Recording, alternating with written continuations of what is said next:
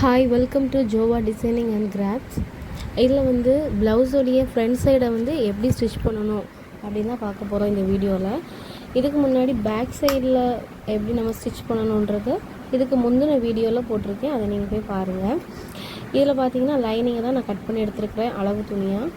இதில் வந்து ரெண்டு பக்கம் மார்க் பண்ணி எடுத்தாச்சு. இப்போ நல்ல துணிக்கு மேலே லைனிங்கை வச்சு சுற்றி இதில் என்ன பண்ண போகிறேன்னா ஒரு ஸ்டிச் போட்டுக்க போகிறேன். நார்மல் தையலில் ஒரு ஸ்டிச் போட்டு எடுத்துக்க போகிறேன். எதுக்கு நம்ம இப்படி போடணுன்னா, நல்ல துணியும் லைனிங்கும் விலகாமல் இருக்கிறதுக்காக. ஒருவேளை விலகிருச்சுன்னா என்ன ஆகும்னா நம்மளுக்கு அளவு வேரியேஷன் வரும். ரெண்டாவது என்ன ப்ராப்ளம் வரும்னா, நம்ம நல்ல துணி ஒரு பக்கம் இருக்கும், லைனிங் துணி வேறு பக்கம் இருக்கும். அது பார்க்குறதுக்கு நல்லாவே இருக்காது. போட்டால் அந்த ப்ளவுஸ் வந்து கம்ஃபர்டபுளாகவே இருக்காது. ஸோ நீட்டாக இழுத்து வச்சுட்டு ஒரு நார்மல் தையல் போட்டுக்கலாம். இது போடுறதுக்கு ஒரு 2 நிமிஷம் கூட ஆகாது. ஸோ நீங்கள் சோம்பேறித்தனப்பட்டுட்டு நம்ம போடாமல் இருக்கவே கூடாது. பேலன்ஸ் இருக்கக்கூடிய அந்த பிசுறு துணி எல்லாத்தையுமே கட் பண்ணி நீட்டாக எடுத்துட்டோன்னா அடுத்து நம்ம டாட் பிடிக்க ஆரம்பிச்சிடலாம். ஸோ நானும் அதே போல் பிசுறு எங்கெங்கெல்லாம் இருக்குதோ பேலன்ஸ் லைனிங் அளவுக்கு எக்ஸ்ட்ராஸாக என்னெல்லாம் இருக்கோ அது எல்லாத்தையுமே கட் பண்ணி ரிமூவ் பண்ணிவிட்டேன். அடுத்து பார்த்திங்கன்னா டாட்டு பிடிக்கணும்.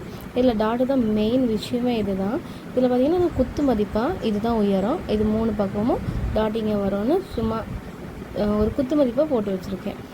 அதுக்கப்புறம் லைனிங் ப்ளவுஸு, அந்த அளவு ப்ளவுஸ் எடுத்து நம்மளுடைய அளவு ப்ளவுஸில் உள்ள அதே மிட் பாயிண்ட்டை மார்க் பண்ணிவிட்டு அந்த மார்க் பண்ண அந்த மிட் பாயிண்ட் இருக்குல்ல அதை அப்படியே மடித்து வச்சு 2 பகுதியும் கரெக்டாக இழுத்து விட்டுட்டு அவங்க ப்ளவுஸில் உள்ள அளவை எடுத்து அவங்க ப்ளவுஸோடைய அளவு வந்து 3 இன்ச்சு. ஸோ அதே போல் 3 இன்ச்சை மார்க் பண்ணி அதில் ஒரு டாட் பிடிக்கிறேன்.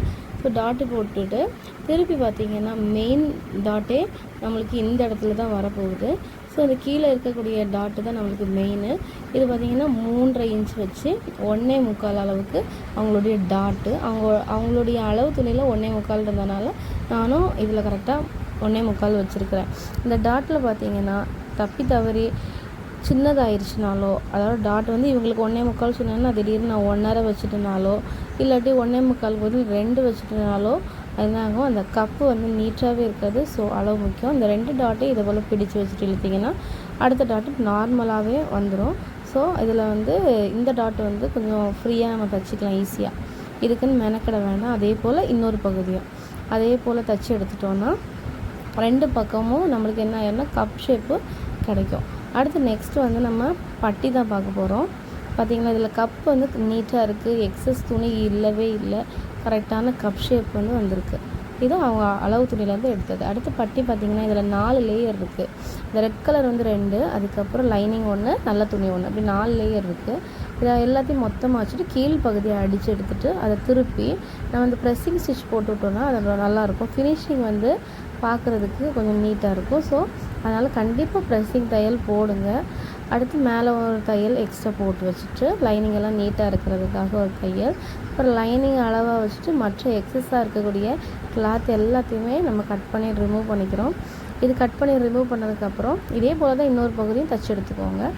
அதுக்கப்புறம் நம்ம கப்பையும் நம்மளுடைய பட்டியையும் நம்ம ஜாயின் பண்ண போகிறோம். ஜாயின் பண்ண முன்னாடி ஃபிங்கர்ஸ் அளவை மார்க் பண்ணி வச்சுட்டு பண்ண எக்ஸாக்டாக இருக்கணும். இது அப்படி இருந்தால் தான் கரெக்டாக இருக்கும். அப்புறம் பேக் சைடு எடுத்து இப்படி வச்சு பார்த்திங்கன்னா கரெக்டாக அந்த இடத்துல 1 இன்ச்சு இருந்துச்சுன்னா அந்த ப்ளவுஸை நம்ம கட் பண்ணக்கூடாது. திடீர்னு இப்போ எனக்கு வந்து 1.25 இருக்குது. ஸோ இந்த இடத்த நான் கொஞ்சம் கட் பண்ணி எடுத்துக்கிறேன். 1/4 இன்ச் அளவுக்கு கட் பண்ணி எடுத்துகிட்டு முன்பகுதியை செக் பண்ணி பார்க்குறேன். இந்த பட்டியில் வைக்கக்கூடிய இடத்துலையும் கொஞ்சம் எக்ஸஸாக இருக்கனால கொஞ்சம் கட் பண்ணி எடுத்துகிட்டு இப்போ நான் வந்து ஜாயின் பண்ண போகிறேன். பட்டி ஜாயினிங்கில் பார்த்திங்கன்னா லைனிங்கை இப்படி இழுத்து விட்டுட்டு மற்ற எல்லா துணியுமே பிடிச்சி வச்சுட்டு ஸ்ட்ரைட்டாக ஒரு தையல் அந்த பட்டியை மட்டும் அந்த டாட்டை மட்டும் மடக்கி விட்டுட்டு ஒரே தையல் அதுலேருந்து போட்டு எடுத்துகிட்டு அதுக்கப்புறம் நான் என்ன பண்ண போகிறேன்னா திருப்பி இந்த மாதிரி சுருட்டிட்டு இதை போல் வச்சு நம்ம தைச்சோன்னா நம்மளுக்கு ஃபினிஷிங் வந்து நீட்டாக இருக்கும். இதை போல் தைக்கிறதுக்கு உங்களுக்கு தெரியாது அப்படின்னா கமெண்ட் பண்ணுங்கள். நான் இதுக்காகவே தனி வீடியோ உங்களுக்கு போடுறேன். இது நான் சொல்லி கொடுத்தது உங்களுக்கு புரிஞ்சிருந்துச்சுன்னா லைக் பண்ணுங்கள். தேங்க்யூ ஃபார் வாட்சிங்.